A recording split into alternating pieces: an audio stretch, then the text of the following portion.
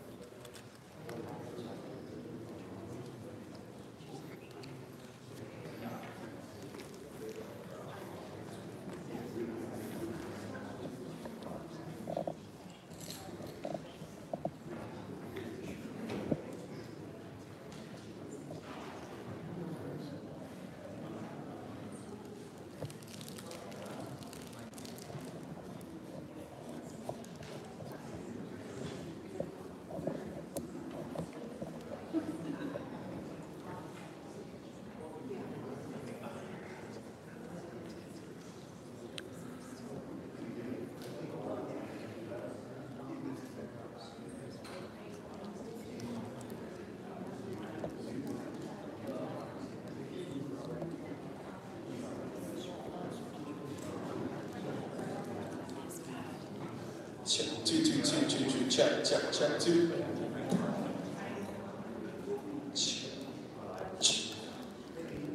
Check.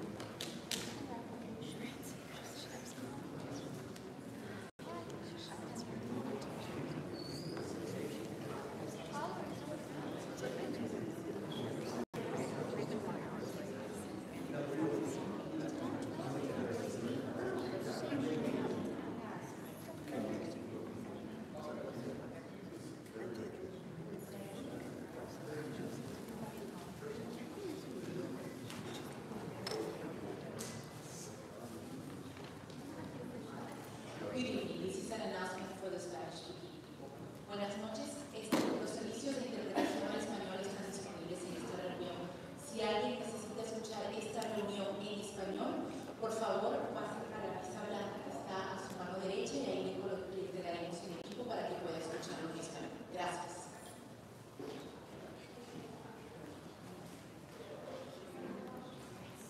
Good evening, everyone. My name is Homer Garcia, Director of the City Sanitary Parks and Recreation Department.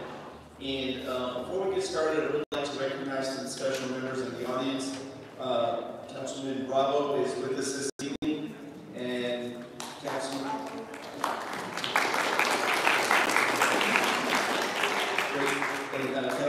Key Rodriguez with District 2.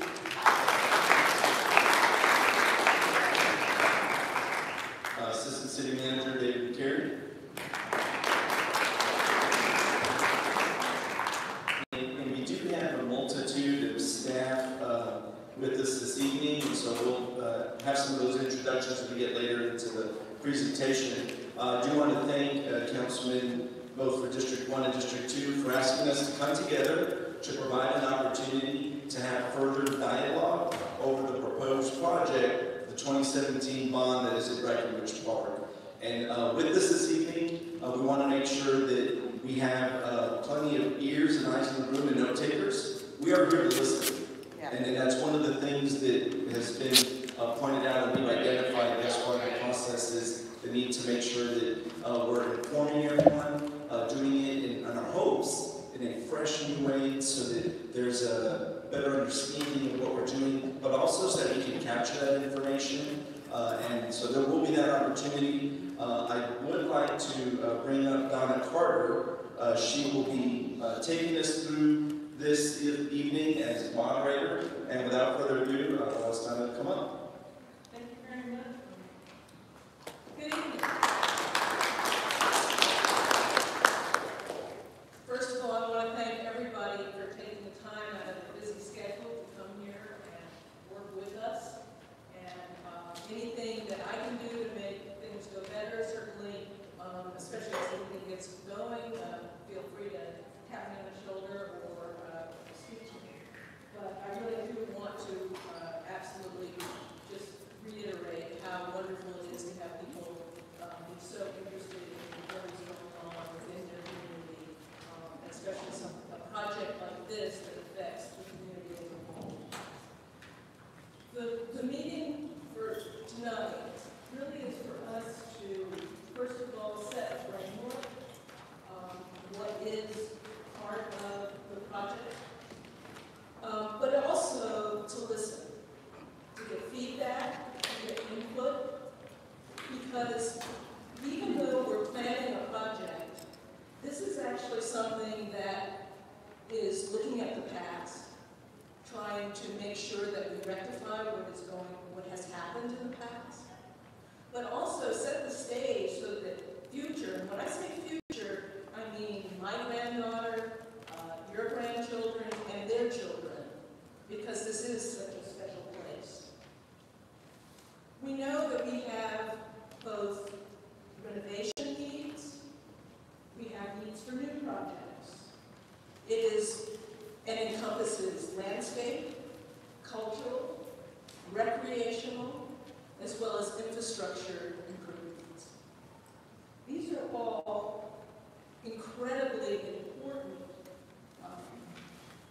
areas that need to be addressed, but they need to be addressed, and the reason we're all here is because it's such a special place. It is a place that has special meaning and different meanings for every single person in this room, as well as all of the visitors that come and partake of this very special part of San Antonio. And I can say that because I am a visitor. This is a place that I come and bring people from out of town, from out of the country, to come and see, because it's special to me, even though I don't live here. This evening, and as the evening goes on, we're going to be joined by many different people. But before that, we do have some ground rules. Some of that is just housekeeping. As you came in, you passed an alcove. There are restrooms, water fountains there. We have water and snacks at the back of the room. I trust that everyone that came in signed in. We definitely want to make sure that we know who was here. You'll notice that there are QR codes. The QR codes that are on the tables, those you can also use to send in comments either tonight or if you think about it at a later time. So we are trying to set up many different ways to collect this information, to have you provide feedback that we can both share so that the public knows the panoply of thoughts and suggestions that come out, but also that we can continue to use it as this project goes forward. As I said, we do have, I do want to have some ground rules. We are here and very much here to listen. So, and I know it's hard, sometimes you're writing down, people say, write down a comment, and suddenly you can't think of it.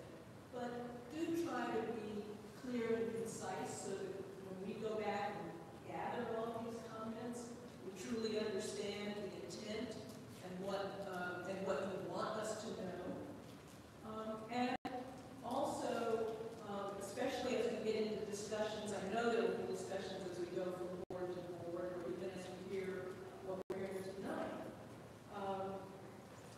Give space for other people's comments. We want to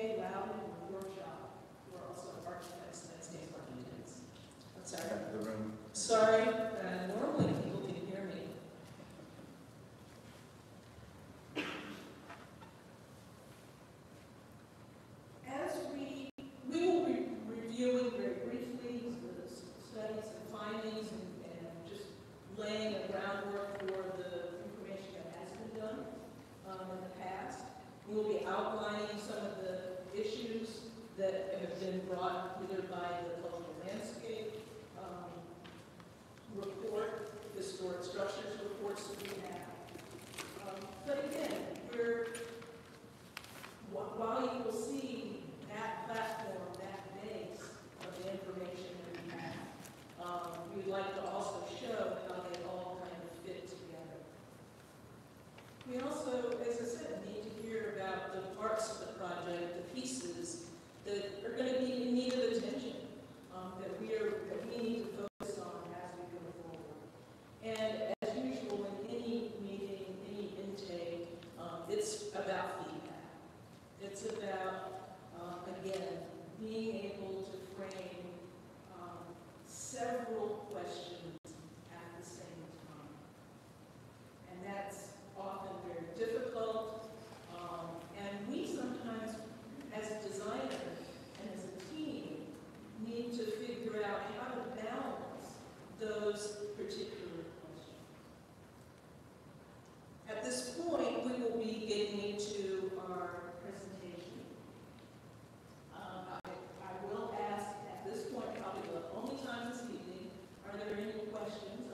The way of the meeting is that we will have this short presentation, and then you'll be able to go out and talk to the content experts and ask your questions or make your comments. How will the public know about the comments, the commentary that you were saying earlier? They are on, and I'm going to make sure I get this right. With the QR code, this will also take you to San Antonio Speaks. Is that it? SA Speak Up. SA Speak Up. And so that is a place where you will be able to have the comments. I think the comments you'll be able to see the comments that have been made. Also on the YouTube channel, this presentation itself and what goes on this evening will be there. And this is actually a series of meetings. So when we hear what's happening tonight and when we start to actually work with this information, that's going to inform the meeting too. And we'll be able to look at very more specific and very pointed areas as this project goes forward. And then there will be a third meeting after that. So this is a process. This is not the end. This is actually the beginning of what we're trying to do. Yes? How is it that all of a sudden we have all these engineers and structural people and all these people when our Parks and Recreation and these designers went before the HDRC committee with no plan? Now all of a sudden we have all these people involved, but without the public being able to speak. Well, but the public now has a chance to comment and see. A project like this has a lot of phases, and it does have to start somewhere. And what we have now, as we need more information, the team does get bigger. There are people that are focused on very specific aspects of the project. And as those people come together, actually, an initial plan then is developed, and then comment comes back. And so it really is a kind of feedback cycle of which the public is a very important, fundamental part of that. And it happens not only here at the beginning, but will continue throughout the project. As I said, It's just a more about procedural. questions. That's what I've got. Okay. I just want to know the comments that we're being invited to submit this evening. Are they going to be discussed this evening, or is this just the discussion happens there, and then the comments are just going to be posted for the public They will be posted. They also be used by the design team. in the future? Yes. Okay, got it. Thank you. Procedural? Yeah, Richard Reed. I'm curious to know how the feedback fits into the ultimate changes in the design. Because is it just to be listened to, or will stakeholders have the power to actually be part of the discussion about the changes?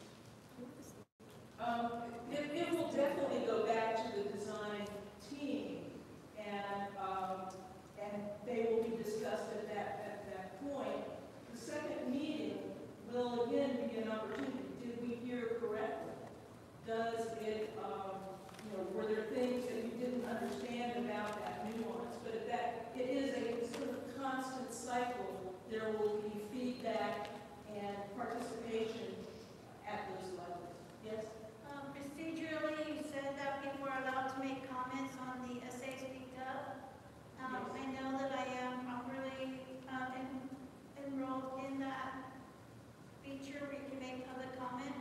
However, the website is not released to allow me to make a comment on that website. All right. So when are you going to release people to make comments? Because I was unable to either sign up to speak or send in a comment or anything. Typically, you can do all three. Okay, that would have to be a technical question with the city of San Antonio. Procedural? Yes. Yes, ma'am. I guess I'm confused. I thought this was a public meeting, so is there going to be a microphone set up so that people can speak? Well, then this isn't a public meeting then, because I think that It's a closed meeting. this meeting, I thought, was so that the public could come and ask questions, have a dialogue, begin that conversation that we asked. A lot of people are here tonight, asked for this meeting. So if it's going to be a closed meeting, then it's a closed meeting. If it's a public meeting, then there should be a microphone up here to be able to listen to people, ask questions, maybe not be able to give them the answers that they need tonight, but to hear their comments. That's what I think we were hearing tonight. But if it's a controlled meeting, then this isn't a public meeting. Then we just might as well just, put some tape over our mouths and just sit here and listen. No, this is not a public hearing, so there will not be a limit on. Then I think that, wait, hush. One at a She's time. talking. Please, this is not a public hearing. Thank you very much. No, but But we will be hearing comments when we go to view the boards. We also do have, unfortunately, a limited time period. So in order to get to that point, we will have to kind of set that up so that we can have those conversations. Yes, ma'am, and I understand. Thank you for that response, but my concern is that if people are coming here tonight, they came here for a reason, to be able to voice their concerns. That's why they came here tonight, not to sit here and just listen, because we've seen a lot of the presentations, and maybe there might be something new that we might want to look at. I'm not saying that, but I think everybody that's here tonight should have an opportunity to have their voices heard. Everybody will have an opportunity for that voice to be heard, and to be written down and taken back for sure. And that is the format of the meeting. No, I understand that, but the format is not an open public meeting. Yeah, at least next time could you at least Okay, I take have the just- microphone. Sorry, ma'am. Yeah, I was just concerned because, again, the process will be that we go and talk to folks and they're listening and they're the content experts. I'm just concerned that the content experts have also been misleading us at meetings. I know I read the deceleration article and THC, it was, the landscape architects were saying all these things that the THC had said, and Conservation Society wrote to them and they responded by saying, we're not even, haven't responded. So I'm just concerned, who are the experts if we're engaging with them, because I don't know if they're really representing the truth. And so I think. Well, that is always an issue. And we certainly will gain your trust that we are listening, that if you do have a question or if you feel we have misrepresented what you said, please let us know, but we'd like to get to that portion of the meeting in order to be able to do that. I'm sure there will be other regulatory issues. This does have to go through a section 106 that will have public engagement. There may be permits that will then go through a city process. But this meeting is hopefully to get our information that will allow us to have a plan that in fact will either absolutely show up areas that we need to work, or areas that in fact we have actually answered the questions that we have. So I would like to, if these are again,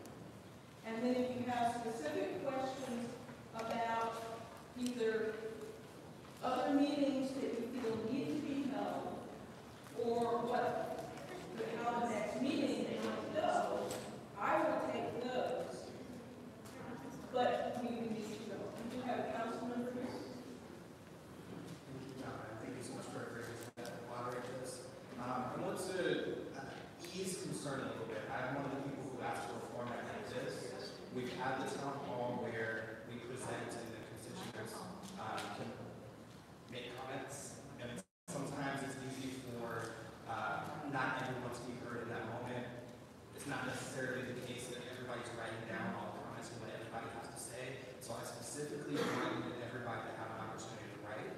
I want us to be able to have a smaller breakout. I'm a fan of breakout rooms. I'm a former teacher. I like to have those sections where you can go and you can talk, you can ask questions. But based on that, please continue to leave comments. We're still going to be accessible. We're going to have 3 of these meetings. And the reason is that based on what we hear tonight, based on what you hear and what you say, at the next meeting, we should see a revised plan. I'm expecting implementation of your feedback. And when we have the second meeting, I want you guys to come back and say, we didn't, I don't think you heard, here's this. And if at the end of this you feel as though this format didn't work, I would love that comment as well, and we can do a different format for the next one. But I do know we want to miss things. I don't know if your question's for me or. It's just a procedural question. So this is the type of dialogue that the public is having today, this piece of paper, or the QR codes, or a one-on-one conversation with someone out there. This is what you are calling a dialogue.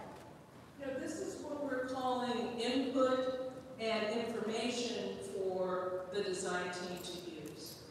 And for the team to use. Because this is already, it's being expressed in here that this format is not useful for us, for those of us who came. There aren't any tables for breakout. We're gonna go in circles most likely. So, and so I'm taking that feedback as well. So I do thank you for that. I would ask that you reconsider the next meetings and don't have this type of setup for it. Okay. And so we're on this is not happening. Duly noted. Thank you. Yeah. Thank you, we hear you. I would still please, even though I know right now there's frustration with this format, please use it to the best that you can. There's going to be an opportunity to have a discussion with all of the people here. You're going to be able to give it input next go around. I get it. Unless at the end y'all say y'all absolutely love it, we're not going to do this again. So I understand, and I want it to be clear that this isn't like a public hearing at City Council where we're organized and can't respond to you. It's this is meant to be two-way communication. So while we'll be presenting, and when you have questions, I want you to be able to do that. But this doesn't need to be a meeting where staff presents and then people speak for 30 minutes and then nothing happens and we have no more meetings. That's what we didn't want to happen. So there's going to be continuous opportunities for feedback, for participation. And I hear your frustration. I was actually excited coming into this and thinking that it was going to be something that would be well received. Point taken, lesson learned, but please enter the rest of us with open ears and open hearts, maybe. And open information, because that is one of the reasons that we're here. I would like to just echo the councilman. I thought this format would work, so blame me. I'm the person from Manhattan, you can just push it on me. But I think I would like to get to the point where we can start to have that conversation and that dialogue. We do have a little bit of a presentation that we need to kind of set at least what we think is where we are, so that again we know where we need to go or where we need to come back from. And we really kind of need to get to that point. I just want to make one quick statement. In your opening words, you said that y'all were here to hear us because we have been felt like we weren't allowed to speak or we weren't getting our questions answered or things are being misrepresented. I saw the post about this meeting and it said it was a public meeting, so that I thought our opinions would be heard here or just our concerns. But instead now we write them on a piece of paper and hopefully somebody will read them, or we do your QR code. And even earlier when I looked on your site, your YouTube was not working for this meeting. We don't have a microphone. The last meeting that we had, we were allowed 2 minutes per person. I probably already exhausted that. So I just want you to understand our frustration is warranted, not only by what this format is holding our hands and our voices down, but the mistreatment that we've seen going on at the park and the misuse of things this is our park. So again, I think Councilmember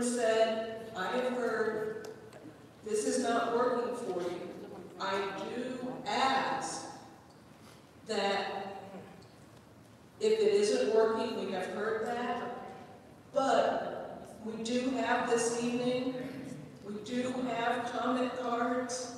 I know that sounds silly. We do have Post-it notes. We do have people that have answers.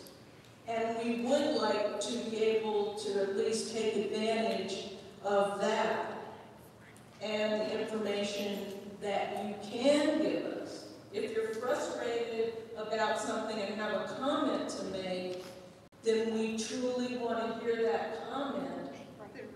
But we don't have enough time to do it one at a time.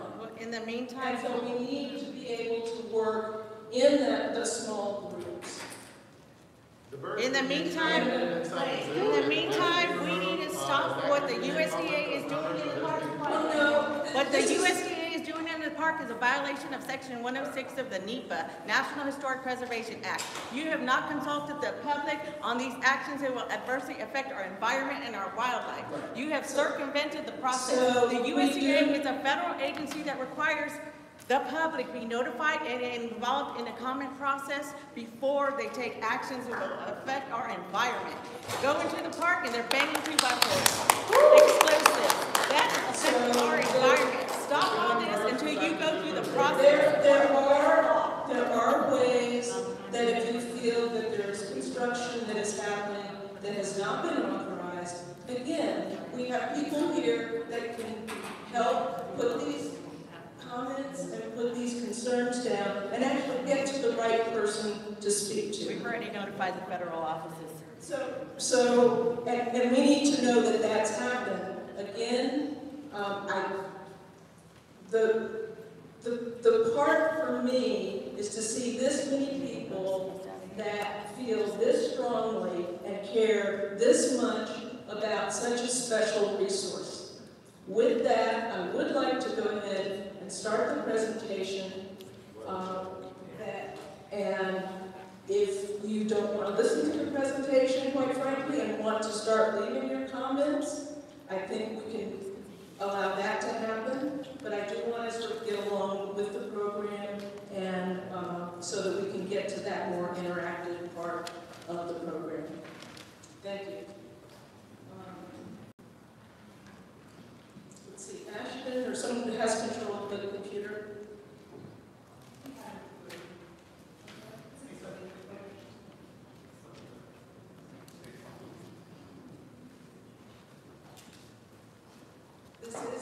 This was for the sign-in.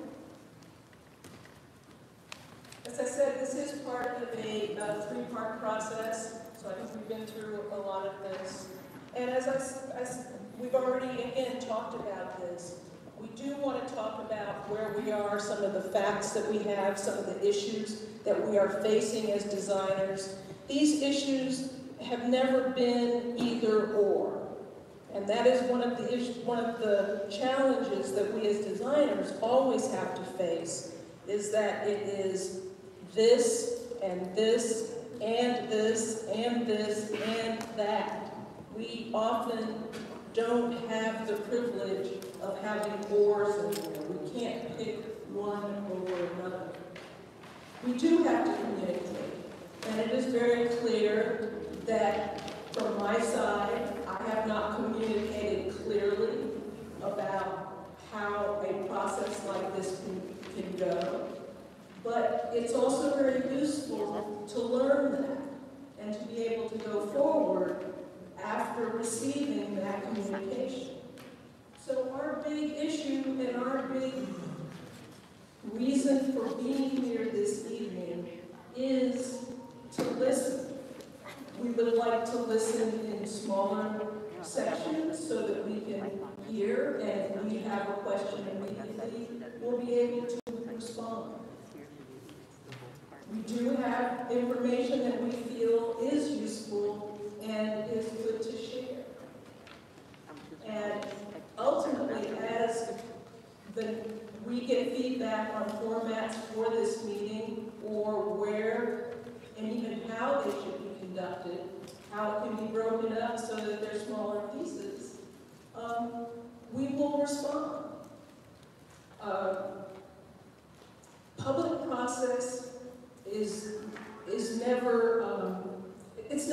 it's never easy. It is never, clean cut. There are always going to be jagged edges, but there are always going to be places where there is commonality, where there is consensus, not really consensus, where what one group needs, the other group needs, will actually come together. May not be everywhere, but those pieces are very important.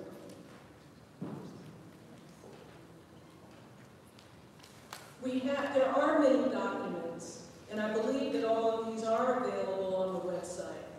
From the master plan, we do have to deal with the state antiquities landmark and the regulations that go along with that, as well as the National Register for Historic Places. And as was mentioned, the Section 106 review. There will be reviews all along the way, but these documents are also informative. There's information. They give us the reason and the knowledge of the layers that are here. From the master plan, we also know that this place is special, that it is layered with history, it's layered with people, it is layered with lives, it is layered with generations past, but also generations into the future. How do we protect those resources, both human, landscape, natural, as well as the built environment? And it's a special place that puts it in the same league as a Central Park, Golden Gate Park, Millennium Park in Chicago. Special places that tie us to traditional landscape architecture, city planning, but also traditional planning, traditional waterways, how people lived and people interacted and actually became who they are because of their relationship with the land. These are all stories, all aspects that we as planners, we as stewards of this land must take into consideration.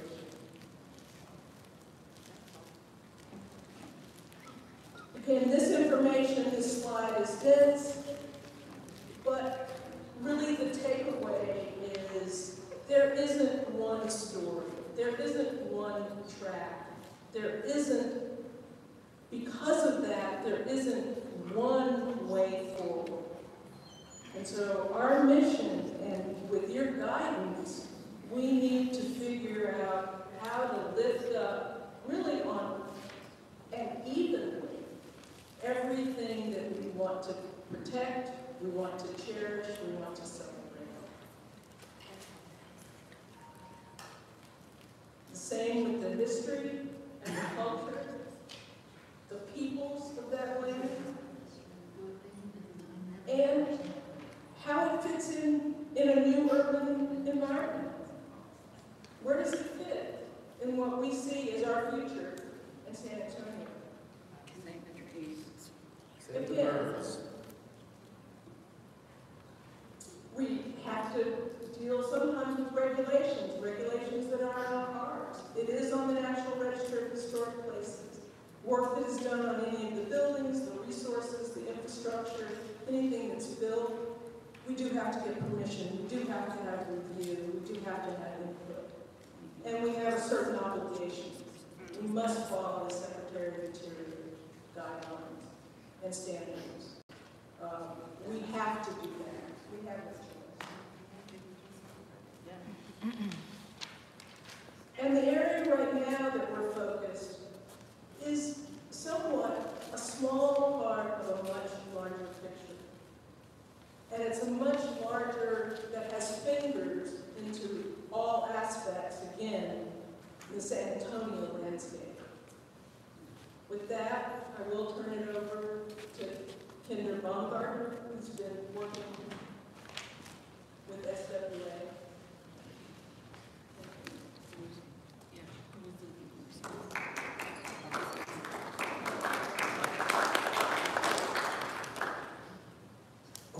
So, when I was a young landscape architect just starting out in life, I thought, designing parks would be like the coolest job ever, right?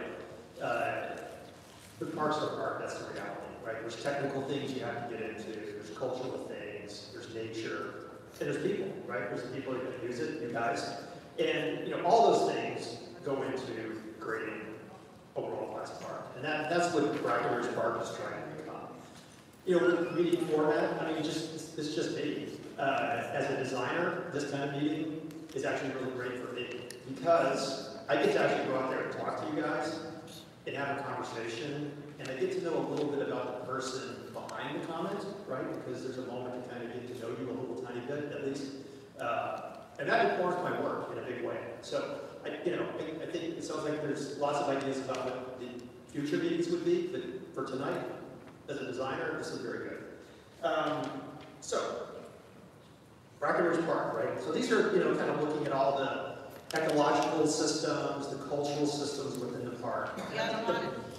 I think the big takeaway with the park is that there's something here for everyone. That's why this is such an important park, right? There's a huge nature area, right? That's like probably the biggest, area on this thing. It's a lot of nature. There's probably, arguably, the most famous river in the United States goes through this park. That's a pretty big deal, right? There's lots of activities that happen, cultural things, and there's infrastructure, which is 250 years old, that the city of San Antonio is super interested in trying to figure out how do we maintain or tell that story of the infrastructure that made this city happen. There's places for kids, there's places for families. It's an amazing park. Some of the issues, though, right? So this is, part one. So that if I go back, a little orange area there, right? That's this little tiny piece of the park that we're dealing with right now. So there it is. And even that's broken into two phases. We'll look at that in a second. But if you get into this this area, when we were asked, hey, would you work with us on this park? I think the thing that the city and the Parks Department said to us was, we want to bring the park back to its former glory. That means trying to figure out what was it and what can it be, right? You got to be kind of like this park whisperer. You got to try to figure out what are all these influences that go into creating this place. So, I think a quick reminder of this project, which is quite big, even in the context of the whole park. The top, right? There's this historic living pond. There's a dam that's buried. It's about, 250 years old or more. Jenny, you can remind me if I got the numbers wrong. 300. It's 300 years old. But it's buried, right? And it's in disrepair. But that is like part of the reason the city of San Antonio is here. It's a pretty cool thing. There's an old sluice. There's a raceway where water went into this pump house. We'll look at the pump house in a moment. There's Lambert Beach, which was a swimming hole in the middle of the river. Pretty cool thing, right? So all this stuff kind of adds up to this really unique cultural place. It's also in a huge way about infrastructure. Old civil engineering that made this stuff happen. So, bond measure comes along. Let's take some of the deferred maintenance, things that have not been taken care of over the years, and let's reinvest in the park. All of a sudden it gets bigger too, right? Lots of ideas are starting to flow. What else needs to happen? You start to look at one little problem, you start to see others, right? So this project is now about the upper Labor area, the lily ponds, right? It's about thinking about the dam. It's the old acequia. It's the pump house, this historic, piece of infrastructure, this beautiful, beautiful building. The raceway, trying to figure out, is there a way to reinterpret that? Lambert Beach, I doubt that we'll go swimming there anytime soon, but we can certainly get it back to some of its glory, right? It was a big people place to be. And then, all the site improvements that go with that. The grading, the thinking about accessibility, how to build this stuff, right? All these things go into that. So, the project has two phases. The first phase that we're working on right now, Lambert Beach. And Lambert Beach is, in a lot of ways, it's a technical problem. There is old stuff that we need to fix up, right? We know there's trees, we know that there's habitat, there's lots of things that have come up there that were never planned, right? When that place was originally envisioned, when people first built these walls, first built this swimming hole, right? They did not think all these, they didn't know what it would look like today. So we're trying to understand all of those pieces so that that can inform this extremely technical project that we're trying to go through. How do we build things? Phase 2 has other attributes, right? There are more things about trails, about storytelling, about trying to reinterpret some of the old historic pieces. So, some quick pictures. Part of these meetings like this, it's important to have everybody kind of using the same vocabulary, I guess, but the same kind of starting point. So, yeah, in top left, that's the lily pond.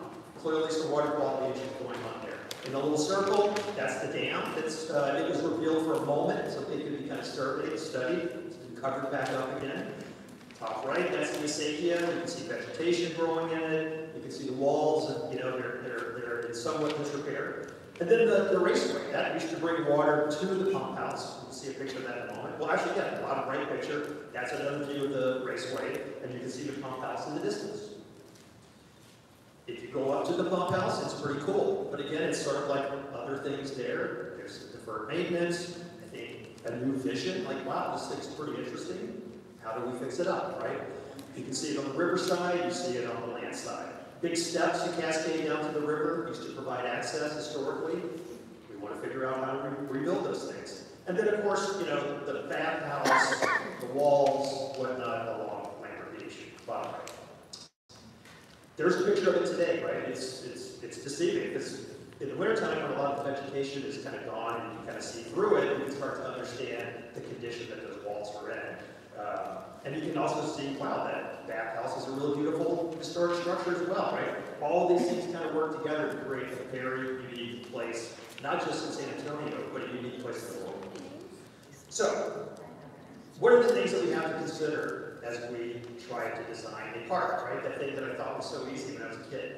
Water quality, right? That's a huge one. What is the quality of water in the river? How do we improve it? I think that's a big deal. Biodiversity, what kind of plants, what kind of animals, right, are attracted to this place, and where do we want them to be? The structural stability of certain cultural resources. So again, that's a picture of that historic dam, but there's other pieces too that we've looked at that are having issues. And then the river is an active waterway, right? That stuff is happening in a floodway. And so water is moving through that zone. When the Bolus Dam is open, a lot of water comes through. So erosion and things have happened over time. Another stuff that you have to deal with. And then trees, right? So my last name is Baumgartner. Nice tree gardener, I think. Forester, right? Ever since I was a kid, I've been fascinated with trees. I guess that's why I'm a landscape architect. We've gone out and looked at these things, right? They're beautiful, beautiful trees. There are a lot of trees that volunteer, and a lot of trees that were there historically. It's a huge mix that we're trying to understand, right, as we do our analysis, as we do our inventories. You can see in some of the pictures where it's lifting pavement. There's a volunteer tree that, is kind of leaning this way or that way. All these are things that we're trying to understand. What does that mean, right, to this project? How do we deal with those things so that we can, maintain the historic integrity of this park? So we then go in, this is the sort of analysis and inventory that we've been trying to do to get our heads around this project, really understand what this project's about. So, top left, a lot of, you see areas like this where there is the wall that forms the river's edge. And that's a historic wall right there. There's a sort of a sidewalk where people, in the 30s used to jump in and dive into the river and swim. Then you've got this historic, WPA repair wall that's made out of stone. And then a lot of times there's a tree behind it, right? And trees that have gotten bigger and bigger and bigger. The next slide, that's a different condition, right? When you start to see the trees now, the walls are starting to interact in a certain way. Bottom left, scenario 3, a lot of that condition too, where the trees have won, right? They kind of push these walls right over sometimes into the river. So in the scenario 1 is ultimately, do certain things, but it end up like scenario 3 over time. There's also scenario 4, right? Bottom right corner. And that's volunteer species, right? A seedling drop or an acorn drop. So now that tree is growing in a place where it never was supposed to be. So trying to understand what does that mean. We also have to deal with federal agencies, local agencies, all the regulations to make the project work, right? So again, going back to parks are hard. So, you know, accessibility and safety is a big one, but we want to make sure that things are, they work with the historical, you know, continuity of this environment. We don't want to just build new things. You can see that people that are spending money on these things, you know, the city, the public, bond measure money, they want to make sure that what gets built, that it's going to last, right? These things aren't, you know, going to fall over in short term. Structural integrity of things, that's inside of the pump house, but also making sure that it's historically accurate, the things that are done. So, I think that's the end of my bit. It's pretty short, painless. So I think the next step is to have some conversations with these boards. They're going to arrange topically, right? Some are about each of the topics that I just went through. We have experts out there, people that have done a bunch of inventory, a bunch of research on this. We'd love to have a conversation with you guys, hear your comments. Of course, you need to write them down for us so to make sure they're captured. But I think it'll help us as well to kind of hear the backstory of where your comments are coming from so that we get more nuanced conversation.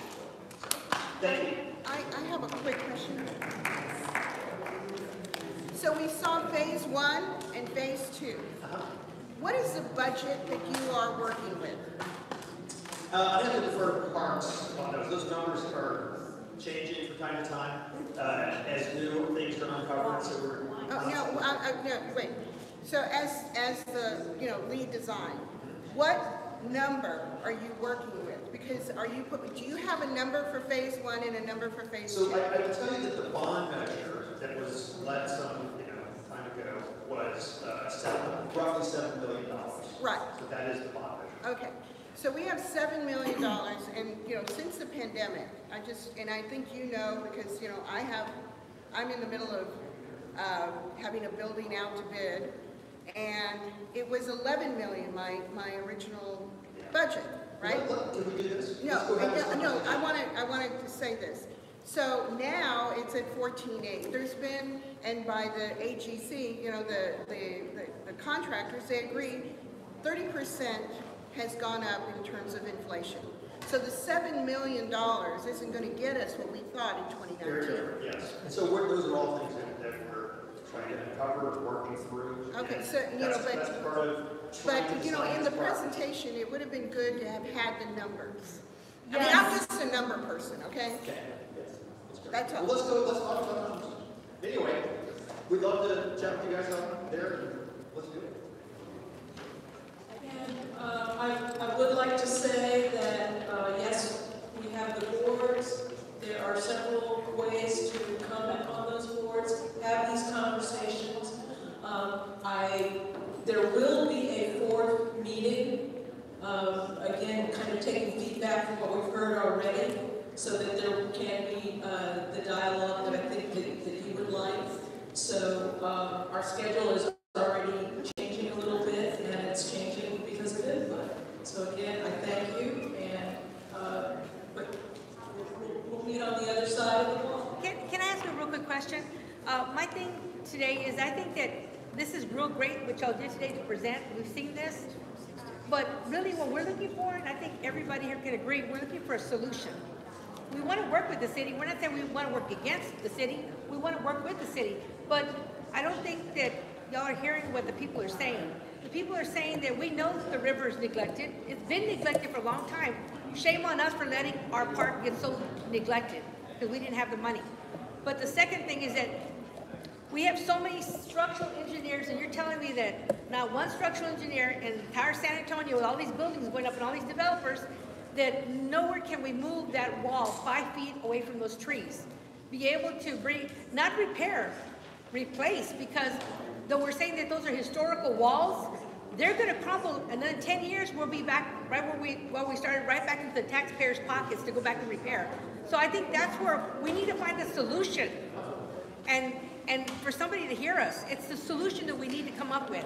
Right. So at some point, I mean, again, because I don't want to be the person to take that solution back, but again, making sure that we have that you looking at that as a comment. You're saying you're a numbers person. At some point, we have to look at the numbers for all of those scenarios. We also have to look at our regulations.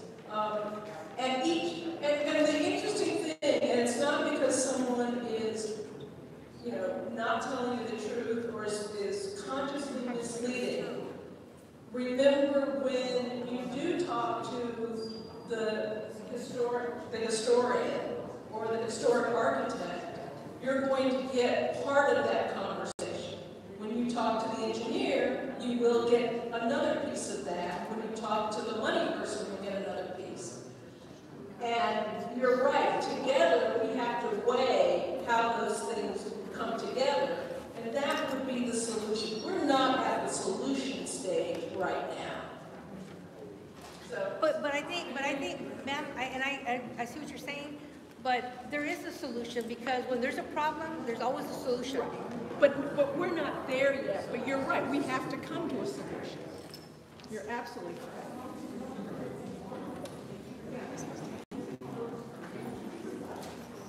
So hopefully, we'll go out here.